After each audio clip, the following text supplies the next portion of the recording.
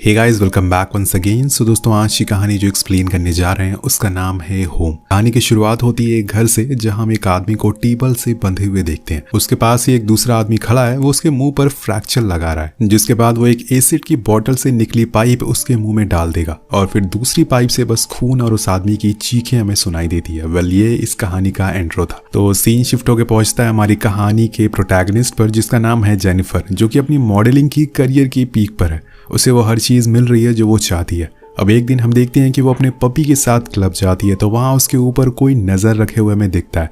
उसकी हर एक्टिविटी को वो रिकॉर्ड करता है, वो कैसे पी रही है, कैसे बैठती है, कैसे बात करती है, उसने क्या पहना है, एवरीथिंग। लेकिन आखिर ये है कौन, ये थोड़ी देर में पता चलेगा।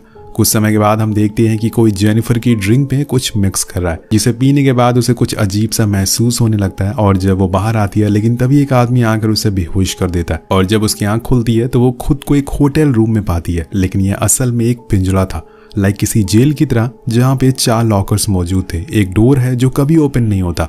लेकिन गौर करने वाली बात यह थी कि यहाँ जेनिफर के जरूरत के सारे सामान मौजूद थे। अब इस रूम की चारों तरफ दीवारों पर उसके ही पोस्टर लगे हुए थे। यहाँ तक कि उसने जेनिफर की पर्सनल चीजें भी यहाँ रखी हुई थी, जैसे कि उसके कपड़े वगैरह।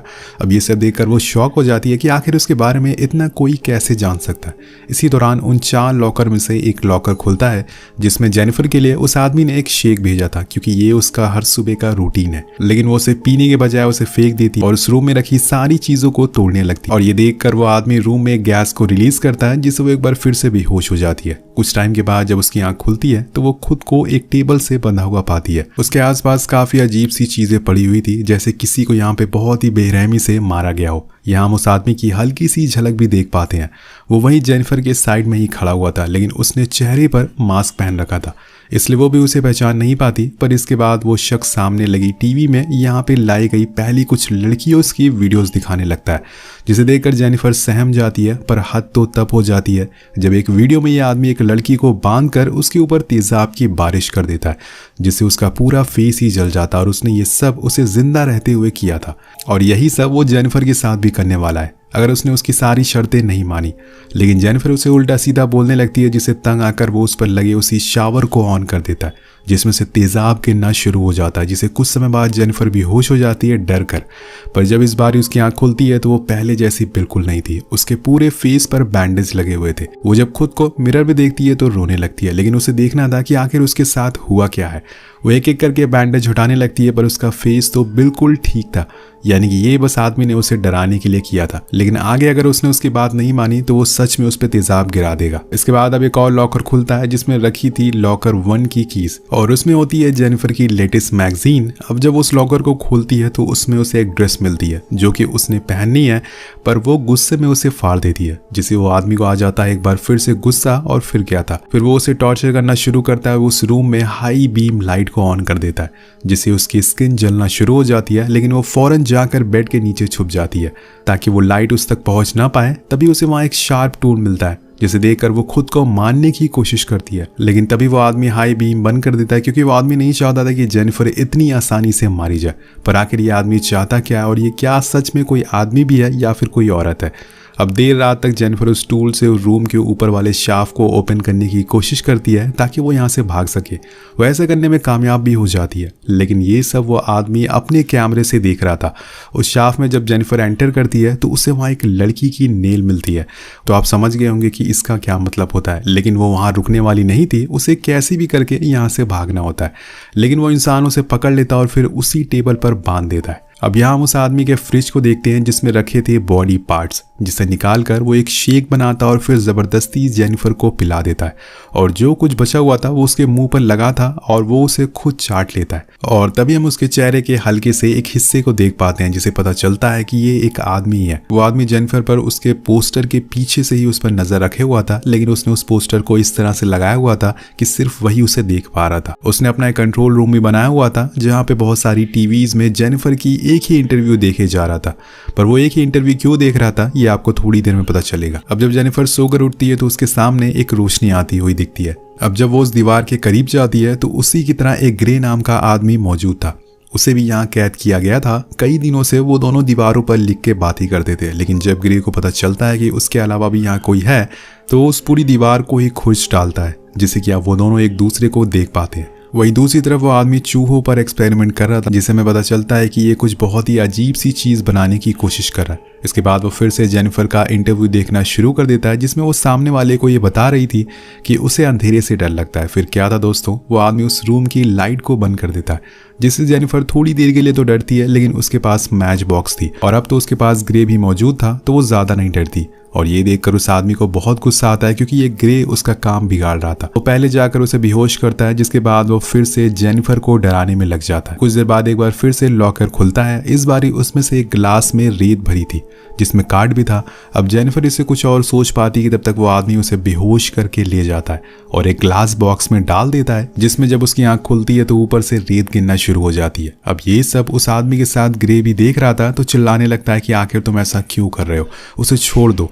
लेकिन वो नहीं सुनता। वो उसके पास भी एक कार्ड भेजता और बोलता है कि तुम्हारे पास एक चांस है, जाकर उसे बचा लो। उसे तो ग्रे फौरन शाफ्ट से होते हुए जाकर ऊपर उसे खींच लेता है, जिससे बाद दोनों उसी शाफ्ट से होते हुए एक लैब में पहुंच जाते हैं, जहां पे एक लड़की की लाश पड़ी थी और उस लड़की की दोनों आंखें नहीं थी। ये वही लड़की थी जिसकी रिकॉर्डिंग हमने कहानी की शुरुआत में देखी थी। पर यहाँ इन दोनों को यहाँ से भागना था, तो वो दोबारा से उसी शाफ्ट से होते हुए एक गैरेज पे पहुंचते हैं, जहाँ पे उन्हें कार खड़ी मिलती है। तो वो फौरन उसमें बैठते हैं और ग्रे उसे स्टार्ट कर देती है और गेट तोड़ते हुए बाहर आ जाते हैं। लेकिन तभी एक वाइट कपड़ा उनकी कार पर गिरता है, जिससे कि उन कार में वही गैस रिलीज होने लगती है। फिर क्या था, दोनों फिर से बेहोश हो जाते हैं। इतनी आसानी से इन्हें वो वहां से भागने कैसे दे सकता है। यहाँ पे सब उसने पहले से ही प्लान करके रखा हुआ था। कुछ समय बाद हम जेनिफर को उसी लैब में देखते हैं, वही ऐतिहासिक टेबल पर, लेकिन इस बारी उसके सामने उसी का पपी बैठा हुआ था, जिसके ऊपर उसने बंदूक तान रखी थी। वहीं साइड में उस आदमी ने जेनिफर के ऊपर बंदूक तान रखी थी। अब उसके पास 30 सेकेंड थे, यानी कि गेम सिंपल है। अगर उसे खुद की जान बचानी है तो सूजी अपने डॉग को मारना होगा, लेकिन ये इतना भी आसान नहीं था उसके लिए। पर खुद की जान उसे ज्यादा प्यारी लगी, तो समय रहते हुए उसने ट्रिगर दबा दिया, जिससे सूजी के परकच्चे उड़ गए। इस चीज से जेनिफर बहुत ही उदास हो जाती है। वो अपने रूम में बैठी रोती रहती है। पर तभी उसके सामने से एक सेल में सूजी दिखता है, जो बिल्कुल ठीक थी। इसी दौरान वो आदमी उन दोनों को लगे रूम को गेट को खोल देता है, लेकिन वो जैसे एक दूसरे से मिलने के लिए आगे बढ़ते हैं, वो गेट बंद कर देता है। वेल यहाँ उस आदमी ने इन दोनों के साथ प्रैंक कर दिया था। अब एक बार फिर से लॉकर खुलता है, जिसके अंदर रखी थी लॉकर 4 की कीज, जिसमें थी वही ड्रेस जो शुरुआत में जेनिफर ने फाड़ दी थी। पर इस बारी वो पहन लेती है, क्योंकि अब उसे यहाँ पे चीजों के बारे में अच्छे से पता चल चुका था। अब रेडी होने के बाद उसने फिर से दोनों के रूम के गेट खोल दिए थे, लेकिन इस बारी वो उन्हें मिलने देता है। दोनों मिलकर बहुत खुश होते हैं और तभी वो आदमी ग्रे के रूम में लगी टीवी में एक लड़की की वीडियो दिखाना शुरू कर देता है, जिसमें उसने उस लड़की की पूरी बॉडी को सिल रखा था। ये देखकर जेनिफर बहुत डर जाती है, तो ग्रे उन सारी टीवीज को तोड़ देता है। जिसके बाद क्या होना था, वो आता है और ग्रे को उठाकर यहाँ से ले जाता है और अब उसकी वीडियोस चलती है उन सारी टीवीज में। वो उस ग्रे को मारने ही वाला होता है कि तब तक जेनिफर बोलती है कि उसे मत मारो। वो उसके कहने पे उसे छोड़ देता है, लेकिन ये आदमी रुकने वाला नहीं था।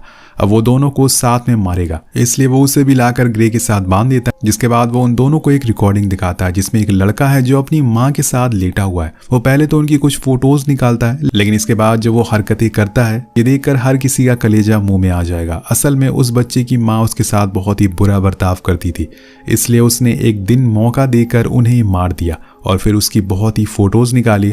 अब आप सोच रहे होंगे कि ये बच्चा कौन है, तो ये वही आदमी है जो बड़ा होकर बहुत से लोगों को बेरहमी से मार रहा है। अब इसके बाद वो एक स्क्रू से एक एक करके वो जेनिफर के दांत को निकालना शुरू करता है, लेकिन ग्रे उसे ऐसा करने से मना करता है, तो वो जाके उसके ही दांत निकाल देता है। अब वो खुद के मन को थोड़ी मार सकता है, किसी को तो तकलीफ देगा ही वो। इसके बाद वो दोनों फिर से पहुंच जाते हैं अपने रूम में, तो वही वो आदमी ऊपर आ जाता है, यानी कि वो रूम इसके घर के बेसमेंट में बना हुआ है। वहीं ग्रे और जेनिफर एक दूसरे से काफी क्लोज आ जाते हैं, लेकिन कुछ देर बाद जेनिफर फिर से बेहोश हो जाती है, उसी पानी की वजह से जो उसे ग्रे ने पिलाया था। जिसके बाद यहाँ खुलने वाले हैं इस कहानी के असली पत्ते, तो तैयार रहिएगा।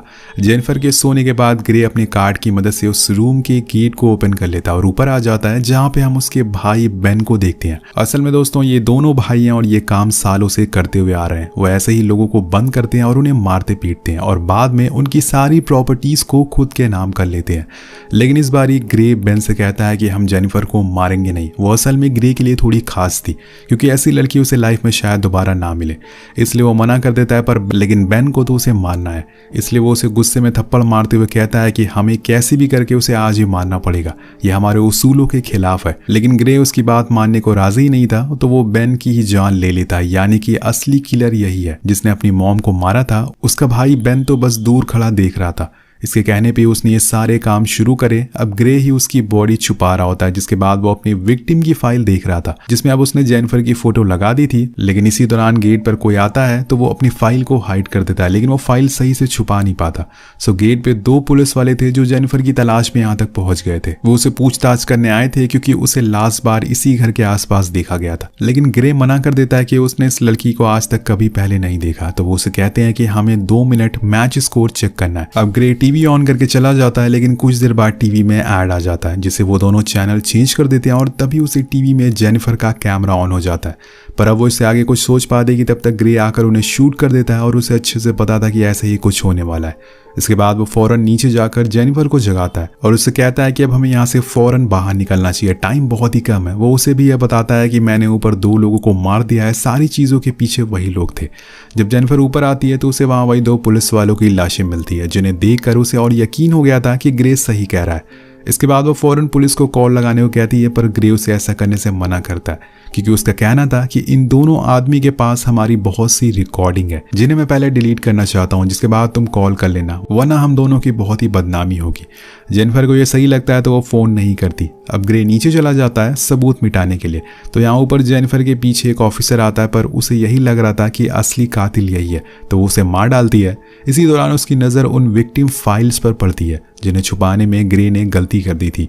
अब जैसे तैसे वो उन फाइल्स के पन्नों को पलटती है, उसे यकीन होने लगता है कि असल में ये सब चल क्या रहा है। उस फाइल में उसने बेन और ग्रे की साथ में फोटोज दिखती है, जिससे उसका शक पूरा यकीन में बदल जाता है। लेकिन तभी वहां पर अधमरा बेन आ जाता है, जिसके अंदर पूरा चाकू डालकर वो उसे भी मार देती है। और अब वो इस घर के बाहर निकलने की कई सारे उपाय ढूंढने लगती है, लेकिन एक भी काम नहीं आती क्योंकि ये घर चारों तरफ से लॉक था। वो उन दोनों पुलिस वालों की लाशों के पास जाती है ताकि उनके फोन से बाहर कॉल कर सके, लेकिन तभी वहां पर ग्रे आ जाता है जिसके हाथ में कैमरा भी था। वो ये सब शूट कर रहा था, लेकिन जेनिफर उसके करीब आ जाती है और अपनी बातों में फंसा कर उसके मुंह पे स्प्रे कर देती है और फिर मौका देकर नीचे उसी रूम में चली जाती है क्योंकि क्या पता वहीं से कोई रास्ता हो बाहर निकलने का। लेकिन उसके पीछे पीछे ग्रे भी वहां आ जाता है। वो नीचे जाते ही सबसे पहले वहां की लाइट ऑफ कर देती है क्योंकि अब उसका डर खत्म हो चुका था। जिसके बाद वो बाहर जाने का रास्ता ढूंढने लगती है और कंट्रोल रूम तक पहुंच जाती है, जहां पे मिलती है उसे एक बंदूक जिसे वो ग्रे पे तान देती है। लेकिन वो ये भूल जाती है कि वो लोड नहीं है और इसी का फायदा वो उठा लेता है। तो अब जेनिफर उसे निशाने पे थी, पर वो न जाने क्यों मानना नहीं चाहता था। तो वो उसे सब कुछ सॉर्ट आउट करने को कहता है, लेकिन वो नहीं मानती और उसके हाथों से बंदूक छीन लेती है। वेल इस बारी वो लोड करना नहीं भूलती और ना ही उस पर गोली चलाना, जिसे वो वहीं मारा जाता है। और फिर वो उसका कार्ड लेती है और सीधा मेन गेट को खोलकर बाहर आ जाती है, जहाँ पे हम उसी के पोस्टर लगे हुए देखते हैं। तो यह आदमी उस पर काफी दिनों से नजर रख रहा था और उसे पकड़कर उसकी सारी प्रॉपर्टीज को अपने नाम करना चाहता था, लेकिन इसके बाद उसे प्यार हो गया और वो उसे मार नहीं पाया। तो इसी के साथ ये कहानी यहीं खत्म हो जाती है। आपको ये कहानी कैसी लगी रेवेंज की नीचे कमेंट करके जरूर बताएगा। मिलते हैं आपसे अगली वीडियो में। Thank you so much watching. Peace out.